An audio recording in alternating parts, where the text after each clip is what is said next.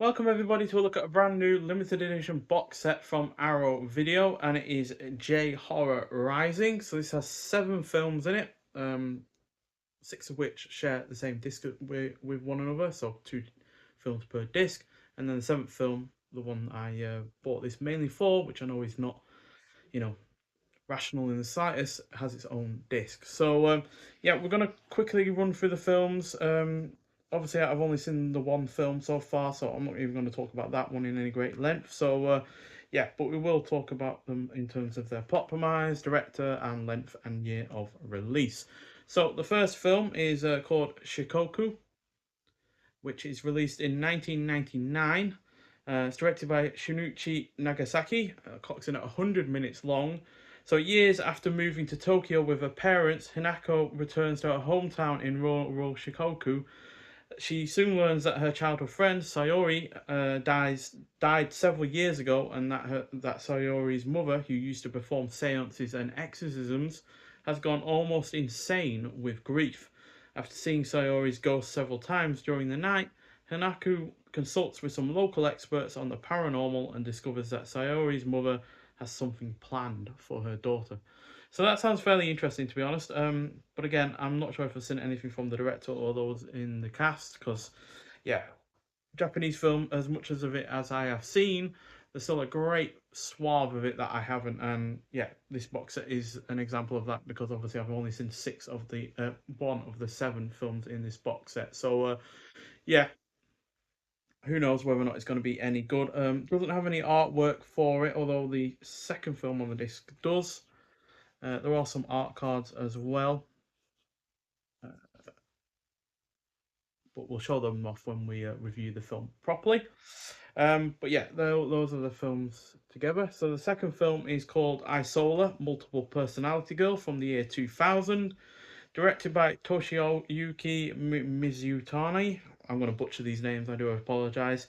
Clocks in at 94 minutes long, so when a woman able to read the thoughts of others comes to help the survivors of the 1995 Kobe earthquake, she encounters a girl with multiple personality disorder whose dangerous 13th personality, Isola, must be stopped.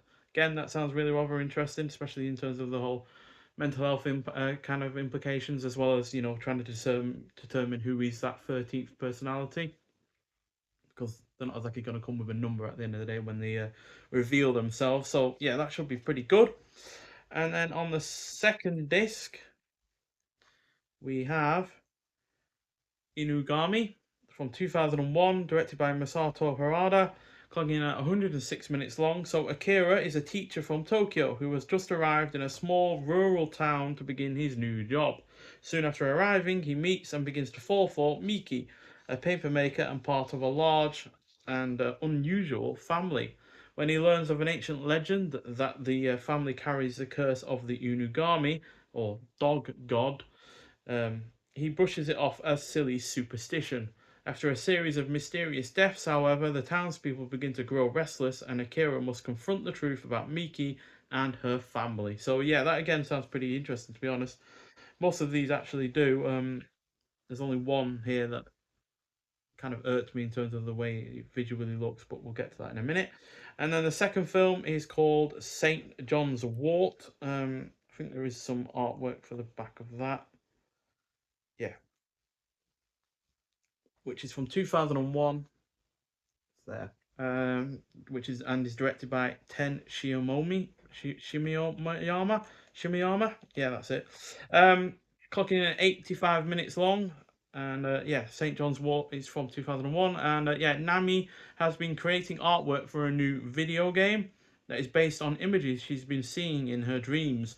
With one of the game producers, she travels out to an abandoned house that seems to match her visions.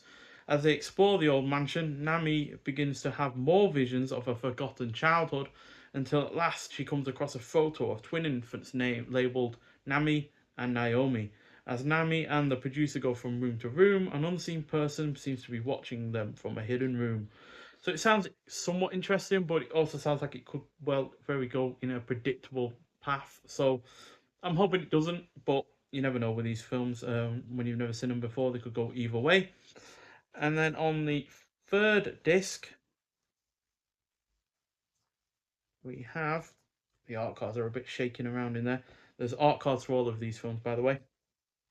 We have Carved, the Slit-Mouthed Woman, which is directed by Koji Shiraishi, which clocks in at 90 minutes long. So legend holds it that 30 years ago, a suburban town was terrorized by the spirit of a woman whose horrid face had been grotesquely disfigured. Roaming the streets wearing a long coat and carrying large scissors, the spirit would approach her young victims and, while removing the mask, and asking if she was pretty, the victim's response would almost always lead to their violent death. So this is the newest out of the bunch of films in this box set, and from the images I've seen, does look really rather quite cheaply made. But you never know. Could never judge a book by its cover at the end of the day. But not sure why why we've jumped so far ahead in terms of the time, because every other film in this box set is from 2005 or earlier or later even. Yeah, not quite sure why that one was put in. And then on the same disc, we have a film called Persona from the year 2000, so we leap back several years now. Directed by Takashi Komotsu, clocking at 90 minutes long. So into the bully-infested homeroom class struts a fearless, ceramic-masked student, squarely confronting a gang of ruffians. It is soon discovered that behind the mask is none other than Danta, an otherwise weakling student who has heretofore been picked on relentlessly by those same bullies. Donned with his mask, however, Donta exhibits a totally other personality, lacking fear and intimidation. Yeah, again, a lot of these films do seem to be playing on mental health and such and such, which I'm all for. I've recently seen the sequel to Smile, Smile 2, and that is again a film that deals with mental health and such, and does it really rather well. So more than interested to see more films like that. And finally, the only film that I've seen in this box set, Norai the Curse. So from 2005, directed by Koji Shirashi again.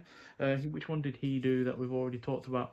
Carved, the Slit-Mouthed Woman. So yeah, he's got a lot to live up to with that film, given how much I absolutely adore this film. It's easily one of my favourite Japanese horror films. Ranks right up there with Ringu, quite frankly. So clocks in at 115 minutes long. So a documentary filmmaker explores seemingly unrelated paranormal incidents connected by the legend of an ancient demon called the Kagutaba. So yeah, I'm not going to review it out right now because, like I said, I have seen it already. But if you're going to watch any one of these films, even if I enjoy them as much as this one, this was the one that you need to watch. So yeah, with this release, we do get some physical extras. I will only show the ones that aren't film specific because there are several art cards for each film. So yeah, we do get a booklet. Not quite sure which film that one's from. But inside the booklet, we get your cast and your crew for each film. Then we get Otherworldly from 2024 by Eugene Thacker. Then we get Chasing the Ghost from 2024 by Jasper Sharp. Then The Face of Another, Figures for the Disruption of Identity in 3J Horrors from 2024 by Anton Patel. Then Evil in Arca, examining Japanese folk horror's place in the modern age through Inugami and Shikoku from 2024 by Amber T. Then we get Shikoku, Shinunichi, Nagasaki, and the Land of the Dead from 2024 by Mark Player.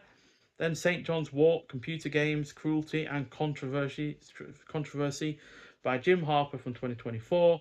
Then we got Finding Kakutaba, Fake Urban Legends and Other Pseudo-Documentary Tropes in Norai the Curse from 2024 by Sarah Appleton. And then About the Transfers and Credits. So yeah, throughout this booklet, you've got shots from the films. Again, not entirely sure which ones are which, outside of the one that I've obviously seen. But yeah, looks like a really rather interesting read, and it's quite a thick booklet as well. It's really rather nicely presented. In terms of the present transfers themselves, each of the films in the collection were remastered in high definition and supplied by Kadokawa. And then they've got the different aspect ratios for each of the films as well. As obviously there are in different aspect ratios being different films.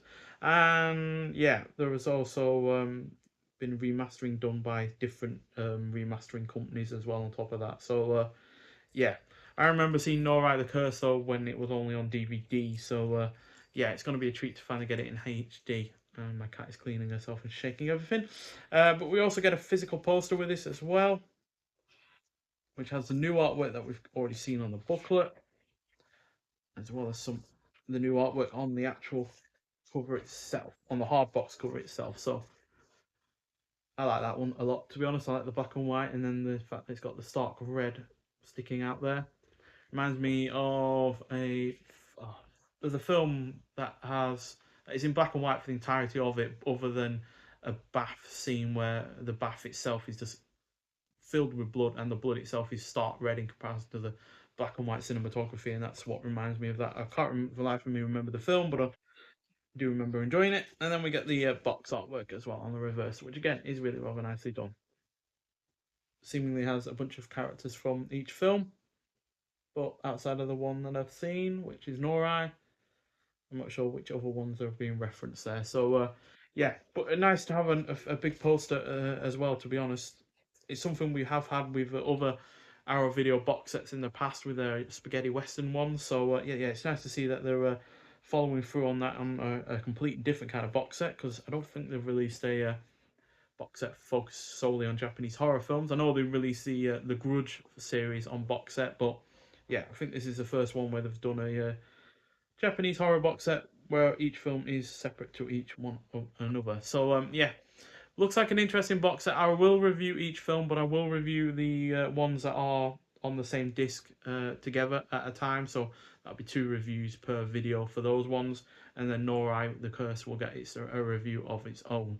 So yeah, looking forward to each of those films. To be honest, only Carved, the Slit-Mouthed Woman sounds like the one that isn't going to be the best, but again, don't judge a book by its cover. It could very well be the best of the new ones that I've not seen. Anyway, thank you for watching. If you have seen any of these films before, I'd like to hear your thoughts on them. But thank you for watching, and I'll see you in the next one. Bye.